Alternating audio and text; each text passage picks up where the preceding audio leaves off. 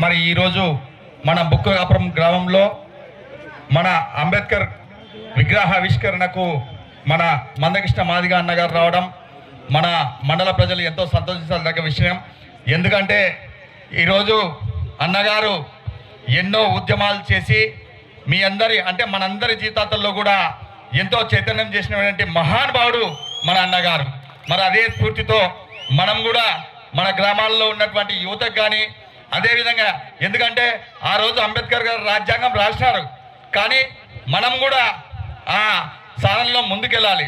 మళ్ళీ ఇట్లాంటి మహాంటి నాయకుడు మన రాష్ట్రమే కాదు ఇండియా మొత్తం వైడ్గా అన్నగారు అంటే ఒక ఇది తెచ్చినటువంటి మహానుభావుడు మన అన్నగారు.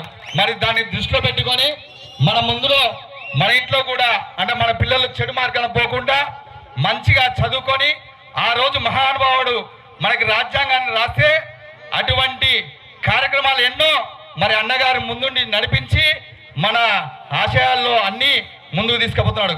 కాబట్టి మన రాష్ట్రంలో ఉన్నటువంటి యువత కూడా ముందుగా అన్నిటికీ బానిసలు కాకుండా మంచిగా అంటే మనకు దేవుడికి ఇచ్చిన ఒక బలం ఏమంటే చదువు.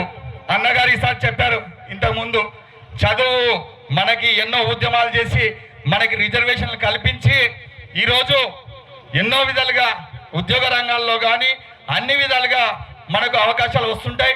కాబట్టి దాన్ని దృష్టిలో ఉంచుకొని యువత కూడా మంచి మార్గాల్లో ఉండి కూడా నడచాలని చెప్పి ఈ సభాముఖంగా మా వెల్దుర్తి మండల తెలుగుదేశం పార్టీ నాయకుల తరఫున అందరి తరఫున కూడా మీ అందరికీ ధన్యవాదాలు తెలియజేసుకుంటున్నా.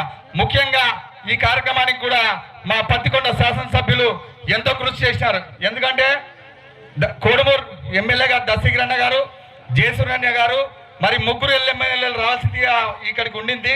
కానీ కొన్ని ఇమీడియట్లీ మీటింగ్ ఉండడం వల్ల ఇక్కడికి అందరు కూడా రాలేకపోయినారు.